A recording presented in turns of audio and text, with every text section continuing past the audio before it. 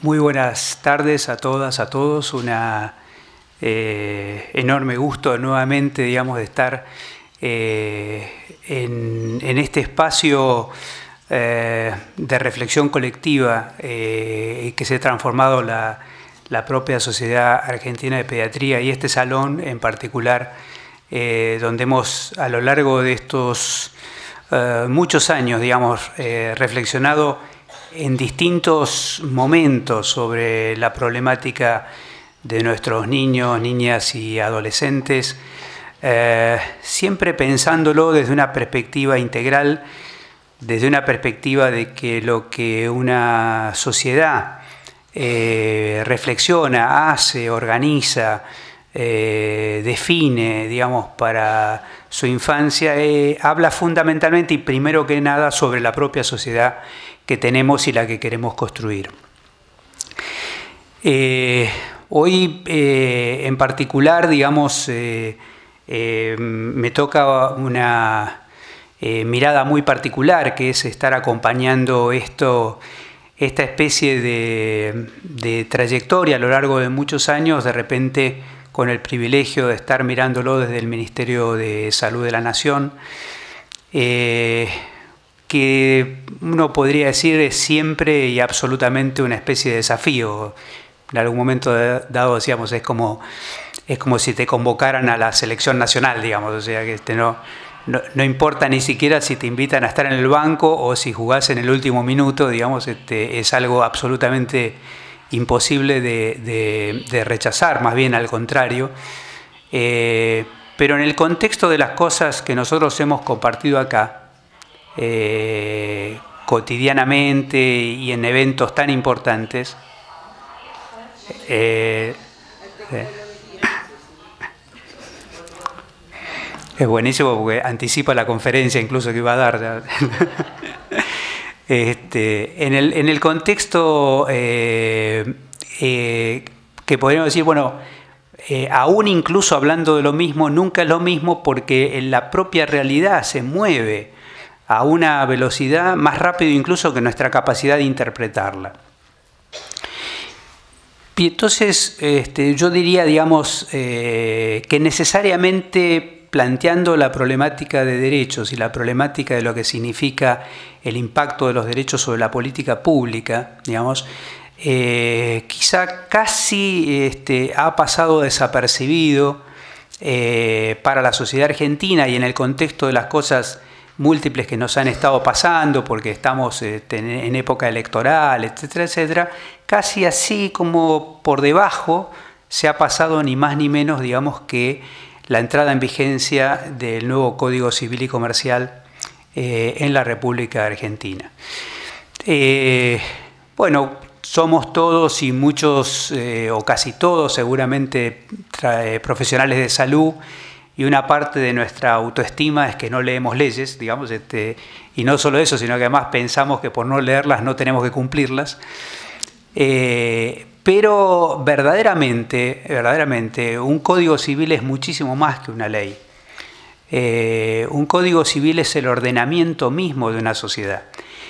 Y el ordenamiento mismo de una sociedad, yo he tenido la posibilidad, la oportunidad, incluso el privilegio, diría yo, de escuchar en su momento, dentro de los debates, al propio presidente de la Corte Suprema, explicando él lo que significaba este código, porque son muchos intentos de cambio de código civil en la República Argentina fracasados. Digamos, después de muchísimos años este código se modifica y tenemos un nuevo código. No es una reforma de código, es un código nuevo. Un código nuevo significa una nueva forma de convivencia en la sociedad argentina. Y para eso necesitamos pensar, digamos, primero qué es lo que se desplaza, o sea, qué es lo que de alguna forma generaba, digamos, este código que algunos identifican con su autor, digamos, con Vélez Sarsfield, que era fundamentalmente una forma de organizar la sociedad colocando dentro del conjunto de lo que una sociedad significa la centralidad, digamos, en el adulto varón. Es decir, el adulto varón pasa a ser literalmente el único adulto Y a partir de ese ordenamiento, que luego distintas reformas del código fueron intentando modificar, digamos, todo quien no fuera adulto varón era en cierta forma un menor, ¿no? Y claro, menor, minoridad, digamos, son conceptos que nosotros utilizamos con tanta naturalidad, digamos, pero claro, digamos, para que haya un menor tiene que haber un mayor, digamos, ¿no es cierto?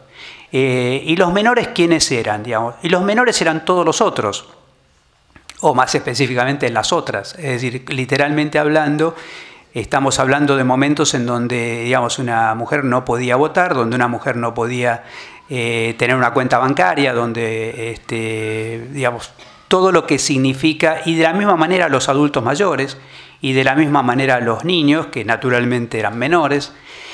Entonces, la característica de ese ordenamiento es que ese ordenamiento, más allá de las veces que vos lo reformes, digamos, sigue siendo ese ordenamiento. Es decir, digamos, de alguna forma, por décadas y décadas, y a pesar de todos los argumentos y las excusas por las cuales ese código no fue reformado o no fue suplantado, digamos, ese código perpetuó un modelo patriarcal de organización de una sociedad. Y eso significa en muchísimas cosas en términos de la organización y la constitución de derechos, porque aún incluso teniendo la Constitución Nacional la identificación taxativa de los derechos del niño como parte, digamos, de la Constitución Nacional, o sea, del orden jurídico argentino, luego se traduce, digamos, en un código civil que tiene una estructura patriarcal. Y nosotros empezamos a percibir a partir de esto, digamos, el tema de la fuerza que tiene esas modificaciones en el orden jurídico de la Argentina a punto de partida de las modificaciones que va generando, literalmente hablando, ahora que tenemos esta metáfora más o menos que todos conocemos entre el hardware, el software y la computación, digamos, literalmente hablando, digamos, un cambio del Código Civil es un cambio en el sistema operativo de la forma de organización de una sociedad, digamos. Yo, digamos, ni estoy en condiciones ni sería la persona más pertinente para contarles todo lo que el Código Civil promete, y ahí fundamentalmente voy a algo que me parece particularmente relevante, que es la diferencia fundamental que hay, digamos, entre el concepto de instituido y el concepto de instituyente. Porque en el campo de la legislación en la República Argentina, nosotros asistimos en la última década a cambios muy sustanciales cuando uno intenta plantear qué ha sucedido en la República Argentina en los últimos 10 años. Debe haber, digamos, N formas de evaluar, digamos, si es una década ganada, perdida, ganada, súper ganada. Yo simplemente, digamos, quiero señalar algo que me parece quizá lo más o lo menos controversial, digamos, si acaso uno quiere hacer una evaluación que se vaya por fuera, digamos, del espacio de las posiciones políticas, que es el tema del tremendo avance en el campo de los derechos, digamos. Y el tremendo avance en el campo de los derechos tiene a su vez, digamos, una disociación, porque una cosa es cuando lo evaluamos en el campo de los dispositivos instituyentes y otra cosa es cuando lo evaluamos en el campo de lo instituido. Y voy a tratar de explicar, digamos, por qué esto resulta importante. Porque, digamos, la ley, una vez que se reglamenta, digamos, muy particularmente, pero en realidad la ley una vez que sale, digamos, la ley es de cumplimiento inmediato, o sea, nadie dice, digamos, a partir de, usted gradualmente podrá ir cumpliendo, digamos, con la reglamentación de no violar los semáforos en rojo, digamos, o sea, nada, o sea, la ley dice, digamos, usted no puede pasar, a partir de este minuto no lo puede hacer. Sin embargo, y muy particularmente, todas las leyes que tienen impacto sobre el sector salud, digamos, tienen un momento instituyente y tienen una larga cadena, digamos, hasta que eso que es instituyente se vuelve instituido. ¿Y dónde está fundamentalmente, digamos, el espacio y la diferencia, digamos, entre una cosa y la otra? Está fundamentalmente en la cultura del sector salud. Es decir, todo el tiempo que pasa desde que una ley está escrita hasta que una ley se instala en la cultura y se vuelve un hábito, una forma habitual de trabajo, digamos, en el campo de los servicios de salud, en el cumplimiento de derechos, y entonces empieza a surgir fundamentalmente que aún las cosas que son claramente derechos, digamos, luego son escamoteadas como tales, simplemente porque la cultura de los servicios de salud indica, digamos, que tal cosa, digamos, no ocurre, o simplemente porque a alguien se le ocurre legislar por su cuenta, digamos, y entonces empezamos a encontrar todos los matices que hacen, digamos, a pensar que somos un sector libre pensador, incluso en relación con respecto, digamos, a los marcos taxativos de las propias leyes.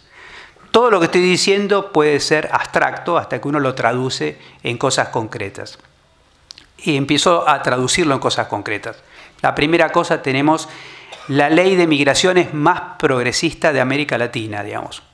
No es ninguna propaganda partidaria, fue una ley generada por la oposición, digamos, es una ley que es reconocida internacionalmente por la Organización Internacional de Migraciones, digamos, y tiene un impacto directo sobre los servicios de salud que dice, digamos, ninguna persona en este país, y por supuesto ningún niño en este país, puede dejar de ser atendido incluso por ser extranjero ni incluso por ser indocumentado, digamos, ¿cierto? Esa legislación, digamos, no solamente obliga a la atención igualitaria en todos los casos, sino que además obliga a que el personal de salud asesore y oriente a las familias en relación al tema específico de cómo adquirir la documentación en aquellos casos de que los chicos sean indocumentados.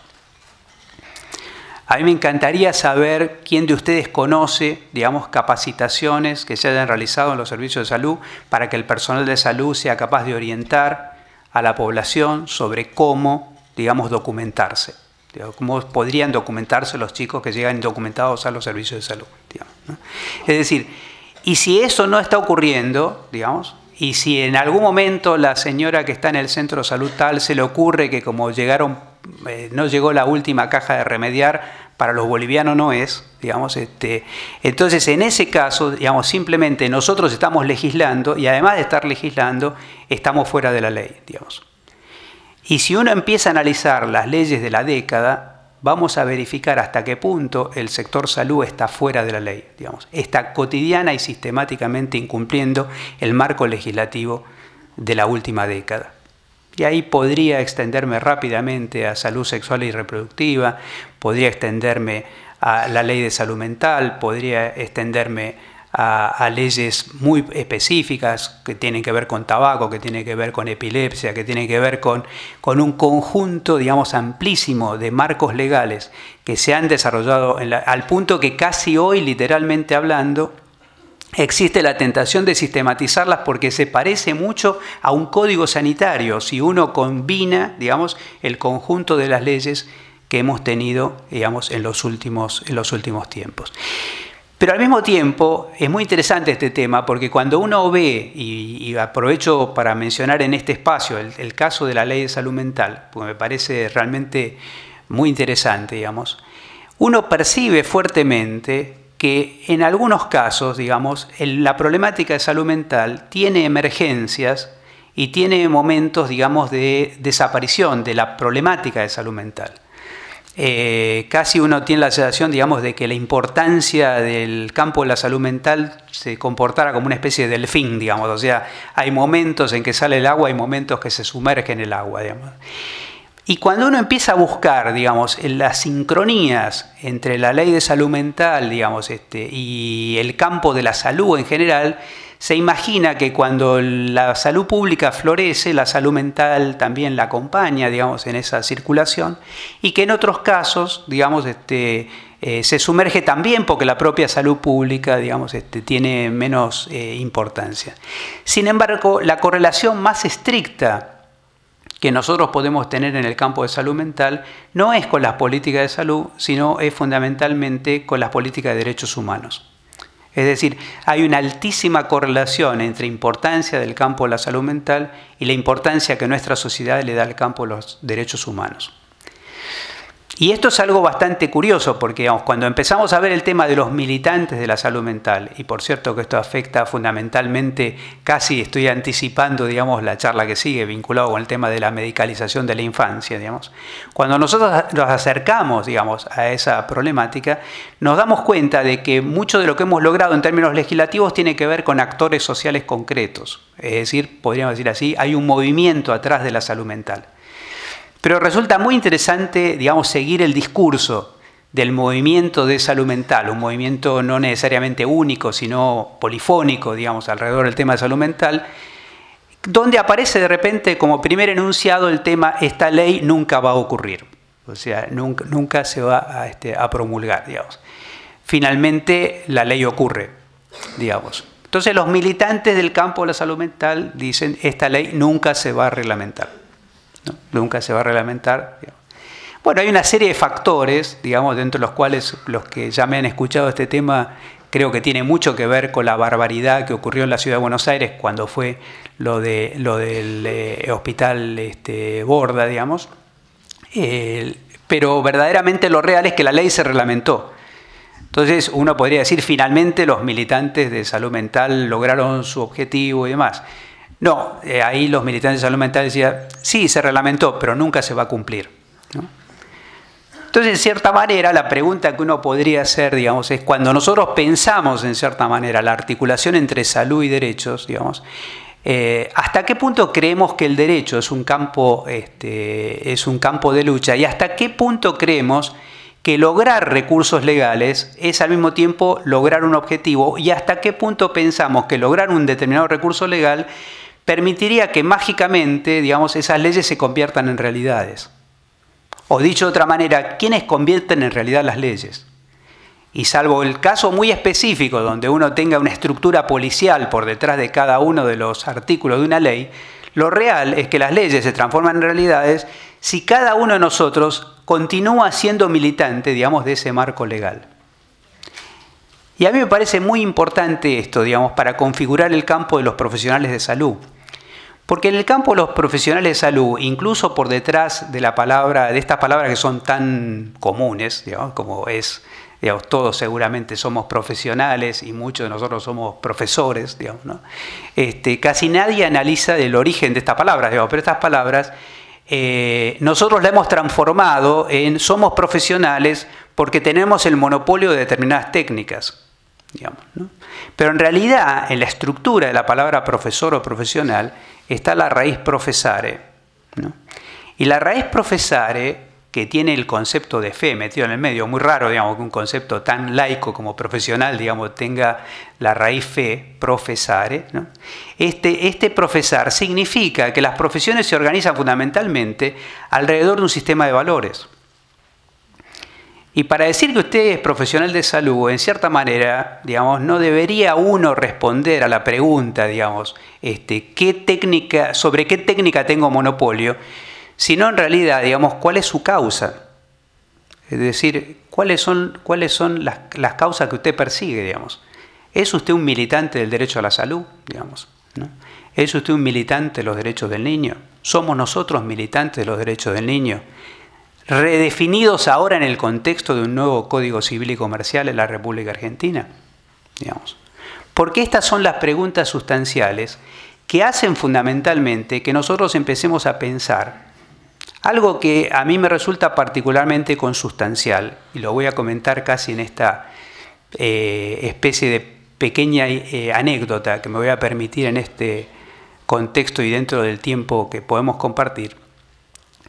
Es una anécdota que sucede hace un cierto tiempo, digamos, donde estamos hablando de algo tan abstracto y tan concreto como recursos humanos en salud. Todos sabemos que el sector salud es un sector que se caracteriza por ser un sistema de servicio de personas para personas.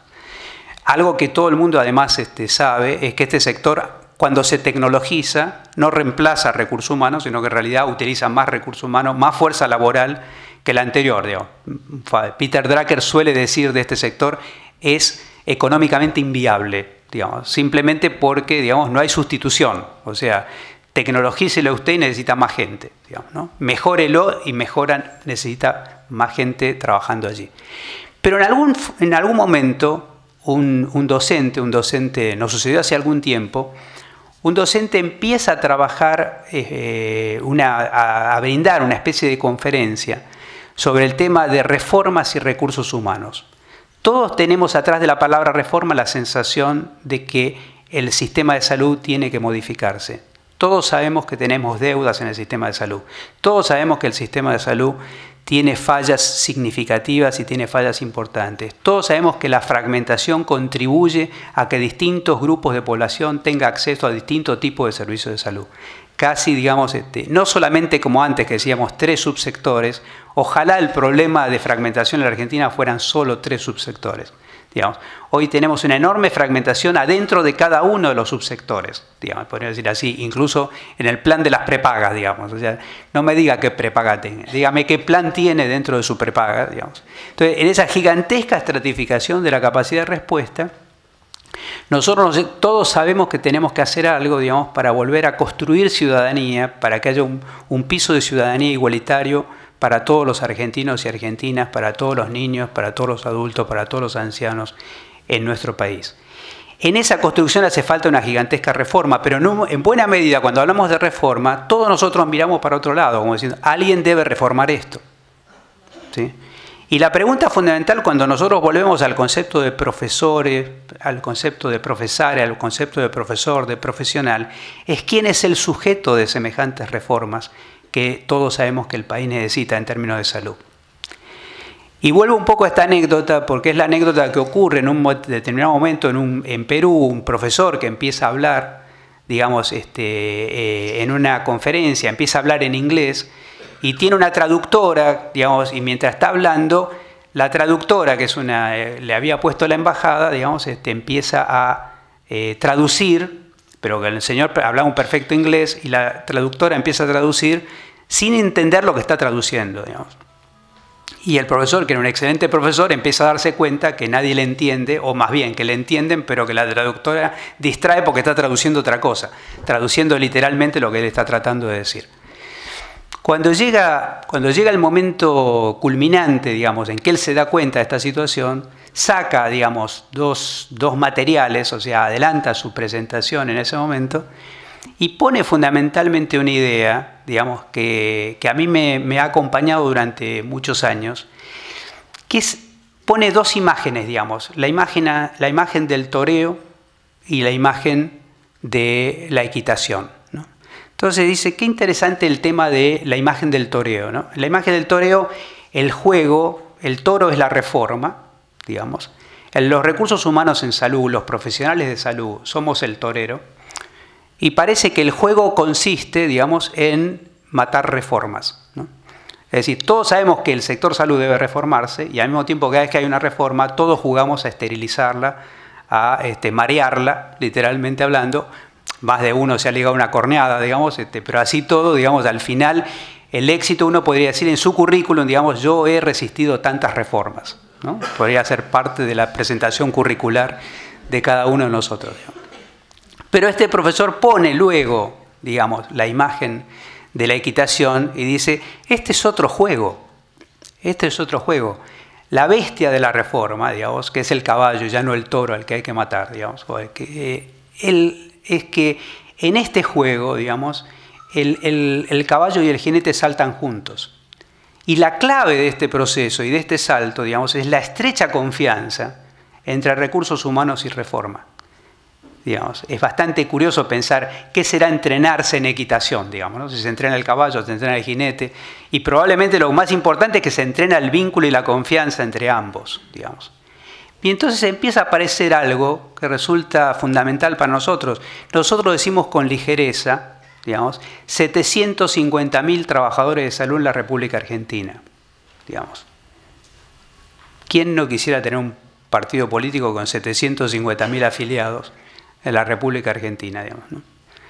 Pero para que semejante fuerza, digamos, pudiera generar reformas, necesariamente, digamos, son 750.000 militantes por el derecho a la salud que pueden producir un impacto trascendental para que un conjunto de marcos, que son marcos instituyentes, se transformen en realidades instituidas. Es decir, transformaciones que hagan que no solamente los servicios de salud estemos, digamos, por detrás de las reformas legales que van mucho más rápido que nuestra capacidad de interpretarlas, sino que en algunos casos vayamos nosotros por delante de esas reformas legales, detectando cotidianamente, detectando sistemáticamente lo que de alguna manera son, digamos, el conjunto de elementos por los cuales podemos mejorar nuestra sociedad y podemos mejorar la situación de los niños, niñas y adolescentes en nuestra sociedad. Esto resulta un elemento fundamental porque hay que enmarcar desde el punto de vista de las tensiones que atraviesan nuestro sector y desde el punto de vista del campo de los derechos, qué es lo que se opone a los derechos. Y lo que se opone a los derechos, y voy completando, digamos, mi idea con este último tema, es que lo que se opone a los derechos es fundamentalmente de que este sector se ha vuelto un gigantesco sector de inversión de mercado. Hace muy poquito tuvimos que llegar a encontrar y a detectar algo que resulta imprescindible, y yo diría que resulta imprescindible incluso para entender lo que viene, digamos, y las últimas operaciones casi de marketing que vestida de operaciones científicas están atravesando nuestro país, y ustedes escucharán en las próximas semanas, porque ya están metidas en los diarios, cosas tales, por ejemplo, medicar a todos los pacientes de HIV, cualquiera sea su carga viral, digamos, o digamos, salir a garantizar los tratamientos de hepatitis C que tienen $20.000, digamos, de línea de base de tratamiento, para poder entender un marco quizá importante que está por detrás de esto que nosotros vamos a analizar en relación al tema de la medicalización y medicamentalización de la infancia, digamos. Los Estados Unidos tienen un gasto en salud de 17% del Producto Bruto Interno, es decir, digamos, el PBI más alto del planeta dedica el 17%, o sea, salud captura el 17% del PBI más grande del planeta. Si nosotros en un momento dado decimos, y alguna vez estábamos, cuando no había UNASUR, Mercosur y demás, veíamos el tema del crecimiento de Brasil casi con cierta sensación de, uy, qué grande se está volviendo este país ahí, y alguno también alertaba sobre cierta amenaza, porque está ahí Brasil de grandote pegado, digamos. Para que ustedes se den una idea, el gasto en salud de los Estados Unidos es más alto que todo el Producto Bruto Interno de Brasil. ¿Sí? Es decir que nosotros tenemos una tremenda masa gravitacional que va fundamentalmente, digamos, por los recursos de nuestros países. Si la República Argentina quisiera seguir la pista de los Estados Unidos y brindar una salud de la misma erogación, o sea, gastar por habitante lo mismo que gasta Estados Unidos, la República Argentina necesita el 67% de su Producto Bruto Interno solo dedicado a salud. ¿Sí? Si alguno tiene la fórmula para convencer al ministro de Economía que nos done, digamos, el 67% del Producto Bruto Interno para dedicarlo a salud, luego vendrá, digamos, darle la bienvenida a todas las innovaciones y travesuras tecnológicas con las cuales, digamos, queremos medicalizar y medicamentalizar nuestra sociedad. No se trata solo de un problema cultural, lo cultural es la avanzada, porque lo cultural es la avanzada hasta incluso en la posibilidad de instrumentar a su favor el concepto de derecho a la salud, digamos. La posibilidad de imaginar, digamos, bueno, no es derecho a la salud que todos los niños hiperactivos puedan ser medicados. ¿Sí?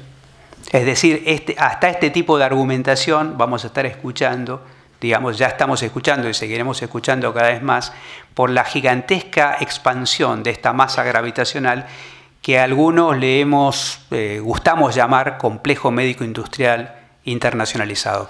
Ese complejo médico-industrial internacionalizado, digamos, avanza en el sentido de transformar en mercancía la salud, y la única herramienta que tenemos, digamos, es la capacidad de trabajar, digamos, encima de los derechos, porque, digamos, son los únicos dos balances que de lo contrario nos indicarían que todo lo que cambia, cambia solo adentro del sector salud.